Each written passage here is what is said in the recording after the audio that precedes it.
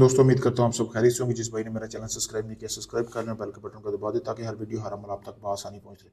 आज की वीडियो में एक भाई की तस्वीर पे अमल करने का, ये देख लें गोश्त वगैरह भी लेके आए हूँ। अभी ये गोश्त वगैरह के बाद ये कील वगैरह लेके आए हूँ क्योंकि इसके अमल में इस्तेमाल होने हैं। आपके सामने है वीडियो में, क्योंकि ये गोश्त के आर पार होंगे, इसका अमल ही इस तरह का है। तो अमल मैं नहीं बताऊंगा कि ये किस चीज़ का करवा रहे हैं। तो लिहाजा अगर आप भाइयों का कोई भी जायज़ नाजायज़ काम है, मोहब्बत का, शादी का, तलाक का है, साथ मतलब कि सास को, ससुर को काबू करना चाहते हैं, अपने शोहर को फरमा बरदार बनाना चाहते हैं, या अपने महबूब को अपने वश में करना चाहते हैं, पसंद की शादी का मसला है, जिन परी जामजाद की हाजिरी लेना चाहते हैं, आप चाहे दुनिया की किसी भी कोने में, अब लाखों हमलों को आजमा चुके हैं मेरे भाई।